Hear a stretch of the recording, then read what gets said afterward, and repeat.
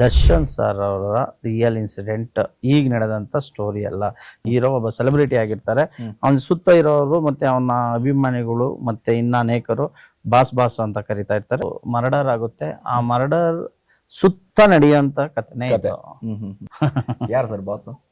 Boss ನಮ್ಮ cinema ನಾಯಕ Tanush Shivanna. Boss based on true events, ಆದರೆ ಯಾವುದೇ ಒಬ್ಬ ವ್ಯಕ್ತಿಯ ನಿಜ ಜೀವನದ ಚರಿತ್ರೆ. ಅಲ್ಲಿ ಏನು ನಾನು ತೀರ್ಪು ಕೊಟ್ಟಿದ್ನೋ, ಒಂದು ತೀರ್ಪು ಕೊಟ್ಟಿದ್ದು, ಆ ತೀರ್ಪು ಕೂಡ ಅಯೋಧ್ಯೆಯಲ್ಲೇನೆ ಸೇಮ್ ಬರುತ್ತೆ. ನನ್ನ ಕಲ್ಪನೆ ಆಧಾರದಲ್ಲಿ ಮಾಡಿದೆ, ಅದು ಕಾಕತಾಳೀಯ. ಹಾಗೆ ಈ ಸಿನಿಮಾದಲ್ಲೂ ಕೂಡ ನಾನು ಒಂದು ಒಬ್ಬ ಸೆಲೆಬ್ರಿಟಿನ ಯಾವ ರೀತಿ ಉಪಯೋಗಿಸ್ಕೊತಾರೆ, ದುರುಪಯೋಗ ಪಡಿಸ್ಕೊತಾರೆ ಅನ್ನೋದನ್ನ ತೋರಿಸಿದ್ದೀನಿ. ನಮ್ಮ ಈಗ ಜನ ಮಾತಾಡ್ಕೊಳ್ತಾ ಇರುವಂತದ್ದು ಸಹಜವಾಗಿ ಈಗ ಪ್ರೆಸ್ ಮೀಟ್ ಮುಗಿದ ನಂತರ ಎಲ್ಲಾ ಕಡೆಗೂ ಕೂಡ ವೈರಲ್ ಆದಂತ ಸಂದರ್ಭದಲ್ಲಿ ಸಹಜವಾಗಿ ಏನ್ ಮಾತಾಡ್ತಾರೆ ಅಂತಂದ್ರೆ, ಇಲ್ಲ ಈ ಸಿನಿಮಾ ಏನಿದೆಯಲ್ಲ ದರ್ಶನ್ ಅವರ ಸಿನಿಮಾಗಾಗಿನೇ ಮಾಡಿದಿರುವಂತದ್ದು, ದರ್ಶನ್ ಅವ್ರಿಗೋಸ್ಕರನೇ ಈ ಸಿನಿಮಾ ಮಾಡಿದ್ದಾರೆ, ಬಾಸ್ಗೋಸ್ಕರನೇ ಸಿನಿಮಾ ಮಾಡಿದ್ದಾರೆ ಅಂತ ಅಭಿಮಾನಿಗಳು ಮಾತಾಡ್ಕೊಳ್ತಾರೆ ಸಹಜವಾಗಿ. ಕೂಡ ದರ್ಶನ್ ಸರ್ ಅಭಿಮಾನಿ. ಓಕೆ, ನಮ್ಮ ಹೀರೋನ ಯಾವತ್ತಿದ್ರೂ ಕೂಡ ನಾವು ಆ ಲೆವೆಲ್ ಕಾನೂನು ಚೌಕಟ್ಟಿನಲ್ಲಿ ಸಿನಿಮಾ ಮಾಡಿದ್ದೀರಾ? ಖಂಡಿತವಾಗ್ಲು. ನಾನೊಬ್ಬ ಸಮಾಜಕ್ಕೆ ಒಂದು ಸಂದೇಶ ಕೊಡುವ ಒಂದು ಸಮುದಾಯದಲ್ಲಿದ್ದಿ ಕೆಲವು ಸತ್ಯ ಘಟನೆಗಳನ್ನ ಕೆಲವರು ಮರೆಮಾಚಿರ್ತಾರೆ, ಅದನ್ನ ಈ ಸಿನಿಮಾದಲ್ಲಿ ತೋರಿಸಿದ್ದೇನೆ. ಹಲೋ ನಮಸ್ಕಾರ, ಪಬ್ಲಿಕ್ ಪಂಚ್ ವಿಶೇಷ ಕಾರ್ಯಕ್ರಮಕ್ಕೆ ಸ್ವಾಗತ. ನಾನು ಸಿರಾಜ್ ಪಾಲಿಕಾರ್. ಬಾಸ್, ಎಸ್, ಇವತ್ತು ಟೈಟಲ್ ಅದರ ಜೊತೆಗೆ ಒಂದು ಪೋಸ್ಟರ್ ಲುಕ್ ಟೀಸರ್ ರಿಲೀಸ್ ಆಯಿತು. ಸಿಕ್ಕಾಪಟ್ಟೆ ಸದ್ದು ಮಾಡ್ತಾ ಇದ್ದಾರೆ. ಯಾಕೆಂತಂದ್ರೆ ಬಾಸ್ ಅನ್ನುವಂಥ ಒಂದು ಟೈಟಲ್ ಇದೆಯಲ್ಲ, ನಿಜವಾಗ್ಲೂ ಕೂಡ ನಮ್ಮ ಬಾಕ್ಸ್ ಆಫೀಸ್ ಸುಲ್ತಾನ್ ಅವರ ಒಂದು ನಿಜವಾಗ್ಲೂ ಅವರಿಗೆ ಕೊಟ್ಟಿರುವಂಥದ್ದು. ಆದರೆ ಅದಾದ ನಂತರ ಆ ಸಿನಿಮಾಗಳು ಬರುತ್ತೆ ಅಂತಂದಾಗ ಸಹಜವಾಗಿ ಅವರ ಕಥೆಗಳನ್ನು ಹೋಲುವಂಥದ್ದು ಇರ್ಬೋದು, ಅವರ ಕಥೆಗಳಿಗೆ ಸಿಮಿಲರ್ ಆಗಿರುವಂಥ ಕಥೆಗಳಾಗಿರ್ಬೋದು, ಸಹಜವಾಗಿ ಇರುತ್ತೆ. ಬಟ್ ನಾವು ಅನ್ಕೊಂಡಂಗೆ ಇರೋದಿಲ್ಲ. ಯಾಕಂದ್ರೆ ಟೀಸರ್ ನೋಡ್ಕೊಂಡು ಯಾವುದೇ ಸಿನಿಮಾವನ್ನ ಕೂಡ ನಾವು ಅಳೆಯೋದಕ್ಕೆ ಆಗೋದಿಲ್ಲ. ಇಡೀ ಸಿನಿಮಾವನ್ನ ನೋಡಿದಾಗ ಗೊತ್ತಾಗುತ್ತೆ. ಎಸ್, ಇದೀಗ ನಮ್ಮ ಜೊತೆ ಮಾತನಾಡೋದಕ್ಕೆ ಡೈರೆಕ್ಟರ್ ಲವ ಅವರು ಇದ್ದಾರೆ. ಸರ್ ನಮಸ್ತೆ. ನಮಸ್ತೆ ಸರ್, ಹೇಗಿದ್ದೀರಾ ಸರ್? Fine sir. ತುಂಬಾ ಖುಷಿ ಆಗುತ್ತೆ. ಯಾರು ಸರ್ ಬಾಸ್? ಬಾಸ್ ನಮ್ಮ ಸಿನಿಮಾ ನಾಯಕ ತನುಷ್ ಶಿವಣ್ಣ. ಸತ್ಯಮೇವ ಜಯತೆ. ಹೌದು ಸರ್. ನ್ಯಾಯ ಸಿಗುತ್ತಾ ಸರ್? ಖಂಡಿತ. ನಮ್ಮ ಸಿನಿಮಾದಲ್ಲಿ ಹೀರೋಗೆ ಯಾವತ್ತೂ ನ್ಯಾಯನೇ ಸರ್. ಅಂತಂದ್ರೆ ಏನ್ ಸಿನಿಮಾ ಮಾಡಿದ್ರು ಕೂಡ ಎಲ್ಲ ಕಾಂಟ್ರವರ್ಸಿನೇ ಅನ್ನುವಂತ ಮಾತುಗಳು. ಯಾಕೆ ಸರ್, ಯಾಕೆ ಈ ಪದ ನಿಮ್ಗೆ, ಈ ಬಿರುದು ನಿಮಗೆ? ಅಲ್ಲ, ನನ್ನ ಸ್ವಭಾವ ಬಂದು ಮತ್ತೆ ನನ್ನ ಅಭಿಲಾಷೆ ಅಂತ ಹೇಳಿದ್ರೆ ತಪ್ಪಾಗಲ್ಲ. ನಾನು ಸಮಾಜದಲ್ಲಿ ನಡೆಯುವಂತಹ ಘಟನೆಗಳನ್ನೇ ತಗೊಂಡು ರಿಯಲ್ ಇನ್ಸಿಡೆಂಟ್ಗಳನ್ನೇ ಮಾಡ್ತೇನೆ. ಹಾಗಾಗಿ ಈ ರೀತಿ ಕಾಂಟ್ರವರ್ಷಿಯಲ್ ಆಗುತ್ತೆ ಸರ್. ಸರ್, ಈಗ ಫಸ್ಟ್ ಲುಕ್ ಅಲ್ಲಿ ಗಮನಿಸ್ತಾ ಹೋದ್ರೆ ಇಡೀ ಪಟ್ಟಣಗೆರೆ ಶೆಡ್ ಕಾಣಿಸ್ತಾ ಇದೆ, ಸುಮ್ನಳ್ಳಿ ಬ್ರಿಡ್ಜ್ ಕಾಣಿಸ್ತಾ ಇದೆ, ಸ್ಟೇಷನ್ಗಳು ಕಾಣಿಸ್ತಾ ಇದ್ದಾವೆ, ಆ ವ್ಯಕ್ತಿಗಳ ಹೆಸರುಗಳು ಒಂದಿಷ್ಟು ಬದಲಾವಣೆ ಆದ್ರೂ ಕೂಡ ಕತೆ ನೋಡ್ತಾ ಹೋದ್ರೆ ನಿಜವಾಗ್ಲೂ ಕೂಡ ಹೌದ್ರದೇ ಅನ್ನ ಕತೆ, ನಿಜವಾಗ್ಲೂ ಅವರ ಕಥೆನ ಇವರು ತೆರೆ ಮೇಲೆ ತರಕ್ ಹೋಗ್ತಾ ಇದ್ದಾರಾ ಅನ್ನುವಂಥ ಮಾತುಗಳು ಇದೀಗ ಎಲ್ಲೆಡೆ ವೈರಲ್ ಆಗ್ತಾ ಇರುವಂಥದ್ದು, ಎಲ್ಲೆಡೆ ಒಂದಿಷ್ಟು ಕೇಳ್ಪಡ್ತಾ ಇರುವಂಥದ್ದು. ಯಾಕಂದ್ರೆ ಸಹಜವಾಗಿ ಒಂದು ಪ್ರೆಸ್ ಮೀಟ್ ಅಲ್ಲಿ ಕೂತ್ಕೊಂಡಾಗ ನಿಮಗೂ ಕೂಡ ಈ ಮಾತುಗಳು ಕೇಳಿ ಬಂದಿರುತ್ತೆ. ಏನ್ ಹೇಳ್ತೀರಾ ಸರ್? ನಾನು ಏನ್ ಹೇಳಕ್ ಇಷ್ಟಪಡ್ತೇನೆ ಅಂದ್ರೆ, ಇದು boss based on true events, ಆದರೆ ಯಾವುದೇ ಒಬ್ಬ ವ್ಯಕ್ತಿಯ ನಿಜ ಜೀವನದ ಚರಿತ್ರೆ ಅಲ್ಲ, ಕತೆ ಅಲ್ಲ ಸರ್. ಸಮಾಜದಲ್ಲಿ ಏನು ಘಟನೆ ನಡೀತಾನೆ ಅದನ್ನ ನನ್ನ ಕಲ್ಪನೆ, ಒಬ್ಬ ನಿರ್ದೇಶಕನ ಕಲ್ಪನೆ ಆಧಾರದ ಮೇಲೆ ನಾನು ಈ ಚಿತ್ರ ಮಾಡಿದ್ದೇನೆ. ಇಲ್ಲಿ ಯಾವುದೇ ಒಬ್ಬ ವ್ಯಕ್ತಿಗಳಿಗೆ ವಿಕ್ಟಿಮ್ ಆಗಿರ್ಲಿ, ಅಕ್ಯೂಸ್ಡ್ಗಾಗ್ಲಿ ಮನನೊಯಿಸುವಂತಹ ಉದ್ದೇಶ ನಮ್ಮಲ್ಲಿ ಇಲ್ಲ ಸರ್. ಅದಂದ್ರೆ ಈ ಹೆಸರುಗಳನ್ನ ಗಮನಿಸ್ತಾ ಹೋದ್ರು ಕೂಡ ಸರ್ ಒಂದಿಷ್ಟು ಸಿಮಿಲರ್ ಹೆಸರುಗಳಿದಾವೆ. ಕಟ್ಔಟ್ ನೋಡಿದ್ರೆ ದರ್ಶನ್ ಅವರ ಕಟ್ಔಟ್ ಕೂಡ ಸೇಮ್ ಆಗಿತ್ತು. ದರ್ಶನ್ ಅವರು ಯಾವ ರೀತಿಯಾಗಿ ಸೆಲೆಬ್ರಿಟಿಗಳ ಜೊತೆ ಫೋಟೋ ತಗೊಳ್ಳುವಂತ ಕೆಲಸ ಆಗಿರ್ಬೋದು, ಅದೆಲ್ಲವೂ ಕೂಡ ಅಂತಂದ್ರೆ ಪ್ರತಿಯೊಂದು ಗಾಡಿಯೂ ಕೂಡ ನೋಡ್ತಾ ಹೋದ್ರೆ ಸೇಮ್ ಟು ಸೇಮ್ ಇದೆ ಸರ್. ಆ ಕೇಸ್ಗೆ ಸಂಬಂಧಪಟ್ಟಂಗೆ ನಿಜವಾಗ್ಲೂ ಕೂಡ ಇಡೀ ಕೇಸ್ ಹೆಂಗಿದೆ ಅಲ್ಲ ಹಂಗೆ ತರಕ್ ಹೋಗ್ತಾ ಇದ್ದಾರೆ. ಎಲ್ಲೂ ಕೂಡ ಪಿನ್ ಟು ಪಿನ್ ಬಿಟ್ಟೇ ಇಲ್ಲ, ಪೊಲೀಸ್ ಅಧಿಕಾರಿ ಹಿಡ್ಕೊಂಡು ಹಂಗೆ ಅನ್ನುವಂಥದ್ದು ಇಲ್ಲ ಸರ್. ಈಗ ಒಳ್ಳೆ ಪೊಲೀಸ್ನವ್ರು ಇರ್ತಾರೆ, ಕೆಟ್ಟ ಪೊಲೀಸ್ನವ್ರು ಇರ್ತಾರೆ. ಸೊ ಒಳ್ಳೆ ನಾಯಕರು ಇರ್ತಾರೆ, ಆದರೆ ಸಿನಿಮಾದಲ್ಲಿ ಕೆಟ್ಟ ನಾಯಕರುಗಳು ಇರೋದಿಲ್ಲ ಅನ್ನೋದು ನಮ್ಮ ಕಲ್ಪನೆ.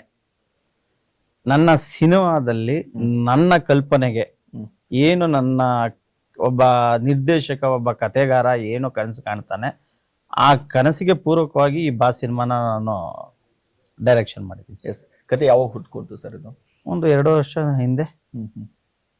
ಈ ಕತೆ ಹುಟ್ಕೊಂಡಾಗ ಹಿಂಗೆ ಮಾಡ್ಬೇಕು, ಹಿಂಗೆ ಶೂಟ್ ಮಾಡ್ಬೇಕು, ಎಷ್ಟು ದಿನ ಆಯ್ತು ಸರ್ ಶೂಟಿಂಗ್? ಸರ್ ಒಂದು 42 ಡೇಸ್ ಮಾಡಿದ್ವಿ ಶೂಟ್ಸ್. ಮುಗಿದಿದೆಯಾ ಸರ್ ಕಂಪ್ಲೀಟ್? ಎಲ್ಲ ಕಂಪ್ಲೀಟ್ ಆಗಿ ಸೆನ್ಸಾರ್ಗೂ ಅಪ್ಲೈ ಮಾಡಿದೀವಿ ಸರ್. ಯಾವಾಗ ರಿಲೀಸ್ ಮಾಡಬೇಕು ಅಂತ? ಇಲ್ಲ, ಸೆನ್ಸಾರ್ ಆಗಬೇಕು. ಸೆನ್ಸಾರ್ ಆದ ನಂತರ ಸೊ ನಾವು ಡೇಟ್ ಅನೌನ್ಸ್ ಮಾಡ್ತೀವಿ ಸರ್. ಸೊ ಈಗ ಈ ಬಾಸ್ ಅನ್ನುವಂಥ ಟೈಟಲ್ ಬಂದಾಗ ಸಹಜವಾಗಿ ದರ್ಶನ್ ಅವ್ರಿಗೂ ಅನ್ನುವಂಥದ್ದು, ಯಾಕಂದ್ರೆ ಅವರಿಗೆ ಪರ್ಟಿಕ್ಯುಲರ್ ಆಗಿ ಅವರಿಗೆ ಒಂದು ಸೇರುವಂತ ಒಂದು ಈ ಪದ. ಯಾಕಂತಂದ್ರೆ ಬಾಸ್ ಅಂತ ಅಂದಾಗ ಸಹಜವಾಗಿ ಯಾರ್ಯಾರನ್ನ ಕರಿತೀವಿ, ನಾವು ತಂದೆ ತಾಯಿಗಳನ್ನಾಗಿರ್ಬೋದು, ದೇವ್ರನ್ನ ಆಗಿರ್ಬೋದು, ನಾವು ಕೆಲಸ ಮಾಡುವಂತ ಜಾಗಗಳಲ್ಲಿ ಆಗಿರ್ಬೋದು, ಸಹಜವಾಗಿ ಕರಿತಾ ಇರ್ತೀವಿ. ಸೊ ಈ ಸಿನಿಮಾದಲ್ಲಿ ಬಾಸು ಹೀರೋ. ಹೌದು. ಅಲ್ಲ, ಈ ಸಿನಿಮಾದಲ್ಲಿ ನಮ್ಮ ನಾಯಕ ನಟ ತನುಷ್ ಶಿವಣ್ಣ ಅವರು ಕೂಡ ಹೀರೋ, ಒಬ್ಬ ಸೆಲೆಬ್ರಿಟಿ ಆಗಿರ್ತಾರೆ. ಅವನ ಸುತ್ತ ಇರೋರು ಮತ್ತೆ ಅವನ ಅಭಿಮಾನಿಗಳು ಮತ್ತೆ ಇನ್ನ ಅನೇಕರು ಬಾಸ್ ಬಾಸ್ ಅಂತ ಕರಿತಾ ಇರ್ತಾರೆ. ಸೊ ಅದಕ್ಕೋಸ್ಕರ ನಾವು ಟೈಟಲ್ ಅನ್ನು ಕೂಡ ಬಾಸ್ ಅಂತ ಇಟ್ಟಿದ್ದೇವೆ ಸರ್. ಓಕೆ, ಎಲ್ಲೆಲ್ಲಿ ಶೂಟ್ ಆಗಿದೆ ಸರ್? ಸರ್ ಬ್ಯಾಂಗ್ಳೂರ್. ಯಾವ್ಯಾವ ಪ್ಲೇಸ್ ಬೆಂಗಳೂರಲ್ಲಿ? ಬೆಂಗಳೂರು ಸುತ್ತಮುತ್ತ ನಡೆದಿದೆ ಸರ್, ಅಷ್ಟೇ. ಎಲ್ಲೂ ಹೊರಗಡೆ ಹೋಗಿಲ್ಲ. ಆಲ್ಮೋಸ್ಟ್ ಬೆಂಗಳೂರು ಸುತ್ತಮುತ್ತ. ಸೊ ಅಲ್ಲಿ ಒಂದು ಕೊಲೆ ಕೂಡ ಆಗುತ್ತೆ ಸರ್. ಆ ಕೊಲೆ ಒಂದು ಅನಾಥ ಶವ ಬಂದ್ಬಿಡುತ್ತೆ. ಯಾರು ಸರ್ ಅನಾಥ ಶವ, ಏನ್ ಕತೆ? ಅಲ್ಲ, ಅದು ಒಂದು ಕ್ರೈಮ್ ಅಲ್ಲಿ ಒಂದು ಮರ್ಡರ್ ಆಗುತ್ತೆ. ಆ ಮರ್ಡರ್ ಸುತ್ತ ನಡೆಯುವಂತ ಕಥೆನೇ ಕತೆ. ಸೊ ಅಂತಂದ್ರೆ ಆ ಆರೋಪಿಗಳನ್ನ ಒಯ್ಯೋದಾಗಿರ್ಬೋದು, ಕರ್ಕೊಂಡು ಬರೋದಾಗಿರ್ಬೋದು, ಆ ಎಲ್ಲವೂ ಕೂಡ ನೋಡ್ತಾ ಹೋದ್ರಿ ಸಿಚುವೇಶನ್ ತಕ್ಕಂಗೆ ಇದೆಲ್ಲ ಸರ್. ಇಲ್ಲ, ಅದು ಕೋ ಇನ್ಸಿಡೆಂಟ್ ಆಗಿ ಮ್ಯಾಚ್ ಆಗುತ್ತೆ. ಇದು ನಾನು ಈಗಲೂ ನಿಖರವಾಗಿ ಸ್ಪಷ್ಟವಾಗಿ ಹೇಳ್ತೇನೆ. ಇದು ಯಾವುದೇ ಕಾರಣಕ್ಕೂ ಕೆಲವರು ಕಲ್ಪನೆ ಏನ್ ಮಾಡ್ಕೊಂಡಿದ್ದಾರೆ. ನಿಮ್ ಚಾನಲ್ ಮುಖಾಂತರ ನಾನು ಇಲ್ಲಿ ಹೇಳಕ್ ಇಚ್ಛಪಡಿಸ್ತೇನೆ, ದರ್ಶನ್ ಸರ್ ಅವರ ರಿಯಲ್ ಇನ್ಸಿಡೆಂಟ್ ಈಗ ನಡೆದಂತ ಸ್ಟೋರಿ ಅಲ್ಲ. ಇದು ನನ್ನ ಕಲ್ಪನೆಯ ಆಧಾರಿತವಾದಂತಹ ಚಿತ್ರ. ಸಮಾಜದಲ್ಲಿ ನಡೆದ ಕೆಲವು ಘಟನೆಗಳನ್ನ ಆಯ್ದುಕೊಂಡು ನನ್ನ ಪರಿಕಲ್ಪನೆಗೆ ತಕ್ಕಂತೆ ಮಾಡಿದಂತ ಚಿತ್ರ ಅಂತ ಹೇಳ್ತೀನಿ. ಓಕೆ, ಈ ಸಿನಿಮಾವನ್ನೇ ಮಾಡಬೇಕು, ಈ ಸಿನಿಮಾವನ್ನೇ ತರಬೇಕು ಅನ್ನುವಂಥ ಆ ಗಟ್ಟಿ ಧೈರ್ಯ, ಆ ಗಟ್ಟಿ ಮನಸ್ಸು, ಆ ಕಥೆಯನ್ನ ಹುಟ್ಕೊಳ್ಳುವಂಥದ್ದು ಸಹಜವಾಗಿ. ಯಾಕಂತಂದ್ರೆ ಈ ಕತೆ ಒಂದು ಹುಟ್ಕೋಬೇಕು ಅಂತಂದ್ರೆ ಆ ಸಿಚುವೇಶನ್ ನೀವು ನೋಡಿರ್ತೀರಾ, ಆ ಕೇಸನ್ನ ನೋಡಿರ್ತೀರಾ, ಅಥವಾ ರಿಯಲ್ ಸ್ಟೋರಿನ ಅಥವಾ ನೀವು ಕಾಲ್ಪನಿಕವಾಗಿ ರೆಡಿ ಮಾಡಿರ್ತೀರ. ಸರ್, ನಾನು ಇದನ್ನ ಹೇಳ್ಬೇಕಂದ್ರೆ ನಾನು ಹಿಂದಿನ ಸಿನಿಮಾ ಅಯೋಧ್ಯಪುರಂ ಅಂತ ಮಾಡಿದ್ದೆ. ಅದನ್ನ ನಾನು 2010-11 ಡೈರೆಕ್ಷನ್ ಮಾಡಿದೆ.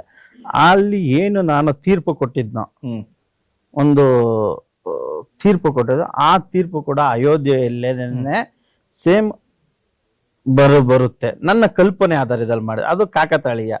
ಹಾಗೆ ಈ ಸಿನಿಮಾದಲ್ಲೂ ಕೂಡ ನಾನು ಒಂದು ಡಿಸಿಷನ್ ಕೊಟ್ಟಿಲ್ಲ. ಇದರಲ್ಲಿ ಒಂದು ಏನೇನ್ ಒಂದು ಒಬ್ಬ ಸೆಲೆಬ್ರಿಟಿನ ಯಾವ ರೀತಿ ಉಪಯೋಗಿಸ್ಕೋತಾರೆ, ದುರುಪಯೋಗ ಪಡಿಸ್ಕೋತಾರೆ ಅನ್ನೋದನ್ನ ತೋರಿಸಿದ್ದೀನಿ, ಅವರ ಇನ್ನೋಸೆನ್ಸ್ ಅನ್ನ. ಸೊ ಹಾಗಾಗಿ ಈ ಸಿನಿಮಾ ತಾವು ನೋಡಿದಾಗ ಗೊತ್ತಾಗುತ್ತೆ. ಸತ್ಯಮೇವ ಜಯತೆ ಅಂದ್ರೆ ಟ್ಯಾಗ್ ಲೈನ್, ನೋಡಿದವನು ಯಾರ್ದು ಸತ್ಯ ಅನ್ನೋದನ್ನ ಅವನ್ ಡಿಕ್ಲೇರ್ ಮಾಡ್ಲಿ ಅಂತ ಹಾಕಿರೋದು ಸರ್. ಅಂದ್ರೆ ಎಲ್ಲವೂ ಕೂಡ ಗೊತ್ತಾಗ್ತಾ ಇದೆ ಸರ್, ಕಂಪ್ಲೀಟ್ ಆಗಿ ಗೊತ್ತಾಗ್ತಾ ಇದೆ. ಹೌದಪ್ಪ, ಇದನ್ನೇ ಹಿಂಗಾಗ್ತಾ ಇದೆ. ನಿಜವಾಗ್ಲೂ ಕೂಡ ಕೊನೆಯದಾಗಿ ನ್ಯಾಯ ಸಿಗುತ್ತಾ ಸರ್? ಖಂಡಿತ ನನ್ನ ಪ್ರಕಾರ ನಮ್ಮ ಹೀರೋಗೆ ಈ ಸಿನಿಮಾದಲ್ಲಿ ನ್ಯಾಯ ಸಿಗುತ್ತೆ. ಸಿಗುತ್ತೆ ನನ್ನ ಪ್ರಕಾರ. ಸರ್, ಎಷ್ಟು ಸಾಂಗ್ಗಳಿದೆ ಈ ಸಿನಿಮಾದಲ್ಲಿ? ಸರ್, ಈ ಸಿನಿಮಾದಲ್ಲಿ 2 ಸಾಂಗ್ಸ್ ಇದೆ ಸರ್. 2 ಸಾಂಗ್ ಇದೆ. ಯಾರ ಕಡೆಯಿಂದ ಹಾಡಿಸಿದ್ರಾ ಸರ್? ಸೊ ನಮ್ಮ ಮರವಂತಿ ಅವ್ರು ಬರ್ದಿದ್ದಾರೆ, ಡೇವಿ ಸುರೇಶ್ ಅಂತ ಮ್ಯೂಸಿಕ್ ಮಾಡಿದ್ದಾರೆ. ಈ ಪಾಪ್ಯುಲರ್ ಸಿಂಗರ್ಸ್ಗಳನ್ನೇ ಒಂದ್ 2 ಲೈನ್ ಏನಾದ್ರು ಅಂತ ಹೇಳ್ಬೋದಾ? ಸೊ ಯಾಕೆಂತಂದ್ರೆ ಆ ಸಿಚುವೇಶನ್ ತಕ್ಕಂಗಿದೆಯಾ, ಹೇಗಿದೆ? ಇಲ್ಲ, ಸಿಚುವೇಶನ್ ತಕ್ಕಾಗಿದೆ. 2 ಸಾಂಗ್ಸ್ ಅನ್ನು ಕೇಳಿದ್ರೆ ಖಂಡಿತವಾಗ್ಲೂ ತುಂಬಾ ಅದ್ಭುತವಾಗಿ ಇಷ್ಟಪಡ್ತಾರೆ ಅಭಿಮಾನಿಗಳು. ಖಂಡಿತವಾಗ್ಲು ನಮ್ಮಂದ್ರೆ ಈಗ ಜನ ಮಾತಾಡ್ಕೊಳ್ತಾ ಇರುವಂತದ್ದು ಸಹಜವಾಗಿ. ಈಗ ಪ್ರೆಸ್ ಮೀಟ್ ಮುಗಿದ ನಂತರ ಎಲ್ಲಾ ಕಡೆಗೂ ಕೂಡ ವೈರಲ್ ಆದಂತ ಸಂದರ್ಭದಲ್ಲಿ ಸಹಜವಾಗಿ ಏನ್ ಮಾತಾಡ್ತಾರೆ ಅಂತಂದ್ರೆ, ಇಲ್ಲ ಈ ಸಿನಿಮಾ ಏನಿದೆಯಲ್ಲ ದರ್ಶನ್ ಅವರ ಸಿನಿಮಾಗಾಗಿನೇ ಮಾಡಿದಿರುವಂತದ್ದು, ದರ್ಶನ್ ಅವ್ರಿಗೋಸ್ಕರನೇ ಈ ಸಿನಿಮಾ ಮಾಡಿದ್ದಾರೆ, ಬಾಸ್ಗೋಸ್ಕರನೇ ಸಿನಿಮಾ ಮಾಡಿದ್ದಾರೆ ಅಂತ ಅಭಿಮಾನಿಗಳು ಮಾತಾಡ್ಕೊಳ್ತಾರೆ ಸಹಜವಾಗಿ. ಇಲ್ಲ, ಗಿಮಿಕ್ ನಾನು ಆಗ್ಲೇ ಹೇಳ್ದಂಗೆ ಗಿಮಿಕ್ ಅಲ್ಲ, ಇದು ಪಬ್ಲಿಸಿಟಿ ಅಂತ ಹೇಳ್ಕೊತೀನಿ, ಇಷ್ಟಪಡ್ತೇನೆ. ಸೊ ನಾನು ಕೂಡ ದರ್ಶನ್ ಸರ್ ಅಭಿಮಾನಿ. ಓಕೆ, ನಮ್ಮ ಹೀರೋನ ಯಾವತ್ತಿದ್ರೂ ಕೂಡ ನಾವು ಆ ಲೆವೆಲ್ ಇಕ್ಕಿರ್ತೀವಿ, ಆ ಲೆವೆಲ್ ಇಷ್ಟಪಡ್ತೇವೆ. ಓಕೆ ಸರ್, ಈಗ ದರ್ಶನ್ ಸರ್ನ ಏನಾದ್ರು ಈಗ ಭೇಟಿ ಆಗುವಂತ ಕೆಲಸ ಯಾವತ್ತಾದ್ರು ಅಂತಂದ್ರೆ ಈ ಟೈಟಲ್ ಅಂತ ಅಂದಾಗ ಸಹಜವಾಗಿ ಭೇಟಿ ಆಗುವಂತ ಕೆಲಸ ಏನಾದ್ರು ಮಾಡ್ತೀರಾ? ಇಲ್ಲ ಸರ್, ಬಿ ಫ್ರಾಂಕ್ ಹೇಳ್ತೀನಿ ಸರ್, 1 ನಿಮಿಷ ಸರ್, ಮಾಡಿದ್ರೆ ನೀವೇ ಆ ಕಡೆ ಹೋಗಿ ಎದ್ದೋಗಿ ಮಾತಾಡಿ ಸರ್. ಸಾರಿ, ನಾನು ಇದುವರೆಗೆ ಬಿ ಫ್ರಾಂಕ್ ಹೇಳ್ಬೇಕಂದ್ರೆ ದರ್ಶನ್ ಸರ್ ನಾನು ನೋಡೇ ಇಲ್ಲ. ನನಗೆ ನೋಡೋಕೆ ಅನೇಕ ಅವಕಾಶ ಸಿಕ್ಕಿತ್ತು. ಸೊ ಅನೇಕ ಅವಕಾಶಗಳು ಸಿಕ್ಕಿತ್ತು. ಮತ್ತೆ ಭೇಟಿಯಾಗಿ ಮನೆ ಹೋಗೋ ಅವಕಾಶನ ಸಿಕ್ಕಿತ್ತು. ಅವ್ರ ಹತ್ರ ಇರೋ ಫ್ರೆಂಡ್ಸ್ಗಳು ಮತ್ತೆ ಟೆಕ್ನಿಷಿಯನ್ ಎಲ್ಲ ಕೂಡ ನನ್ನ ಆತ್ಮೀಯ ಸ್ನೇಹಿತರು. ಸೊ ಅಂತಂದ್ರೆ ಈಗ ಈ ಸಿನಿಮಾ ಒಂದು ಕಡೆ ಗಮನಿಸ್ತಾ ಹೋದ್ರೆ ಎಷ್ಟೊಂದು ಧೈರ್ಯ, ಇಷ್ಟೊಂದು ಖಡಕ್ ಅಂತಂದಾಗ ನಾನು ಲಾಯರ್ ಇದ್ದೀನಿ ಅನ್ನುವಂಥ ಒಂದು ಕಾರಣ ಅನ್ನುವಂಥದ್ದು, ಆ ಕಾನೂನು ರೀತಿಯಾಗಿ ನೋಡ್ತಾ ಹೋದ್ರೆ ಎಲ್ಲರೂ ಕೂಡ ಒಂದೇ ಅನ್ನುವಂಥದ್ದು. ಹೌದು, ಅದು ಖಂಡಿತವಾಗ್ಲು ಕಾನೂನು ಮುಂದೆ ಎಲ್ಲರೂ ಕೂಡ ಒಂದೇನೆ. ಸಾಮಾನ್ಯ ಜನನು ಒಂದೇನೆ. ಹೌದು. ಸೊ ಪ್ರಧಾನಮಂತ್ರಿಗೂ ಒಂದೇ, ಲಾಯರ್ಗೂ ಒಂದೇನೆ. ನಾವೆಲ್ಲರೂ ಕೂಡ ಕಾನೂನಿಗೆ ತಲೆ ಬಾಗ್ಲೇಬೇಕು, ಕಾನೂನನ್ನ ಪರಿಪಾಲನೆ ಮಾಡಲೇಬೇಕು. ಈ ನಮ್ಮ ಸಿನಿಮಾದಲ್ಲಿ ಕಾನೂನನ್ನು ಯಾವತ್ತೂ ಉಲ್ಲಂಘನೆ ಮಾಡಿಲ್ಲ. ಕಾನೂನು ಚೌಕಟ್ಟಿನಲ್ಲಿ ಸಿನಿಮಾ ಮಾಡಿದ್ದೀರಾ? ಖಂಡಿತವಾಗ್ಲು ನಾನೊಬ್ಬ ಸಮಾಜಕ್ಕೆ ಒಂದು ಸಂದೇಶ ಕೊಡುವ ಒಂದು ಸಮುದಾಯದಲ್ಲಿದ್ದು ಒಬ್ಬ ಸತ್ಪ್ರಜೆಯಾಗಿ ಕಾನೂನನ್ನು ಯಾವುದೇ ಕಾರಣಕ್ಕೂ ಉಲ್ಲಂಘನೆ ಮಾಡೋದಿಲ್ಲ, ಕಾನೂನನ್ನು ಗೌರವಿಸ್ತೇನೆ. ಸೊ ಕಾನೂನು ಬಗ್ಗೆ ಅಪಾರ ನಂಬಿಕೆ ಇದೆ.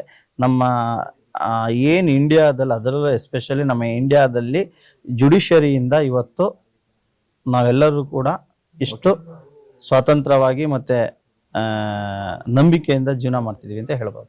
Yes sir. ಕೊನೆಯದಾಗಿ ಅಭಿಮಾನಿಗಳಿಗೆ ಏನು ಹೇಳ್ತೀರಾ ಸರ್? ದಯವಿಟ್ಟು ಬಾಸ್ ಒಳ್ಳೆ ಸಿನಿಮಾ, ಒಂದು ಕೆಲವು ಸತ್ಯ ಘಟನೆಗಳನ್ನ ಕೆಲವರು ಮರೆಮಾಚಿರ್ತಾರೆ, ಅದನ್ನ ಈ ಸಿನಿಮಾದಲ್ಲಿ ತೋರಿಸಿದ್ದೇನೆ. ದಯವಿಟ್ಟು ನೋಡಿ, ಥಿಯೇಟರ್ಗೆ ಬಂದು ಬೆಂಬಲಿಸಿ ಅಂತ ನಾನು ಹೇಳ್ತೇನೆ. Okay, thank you sir.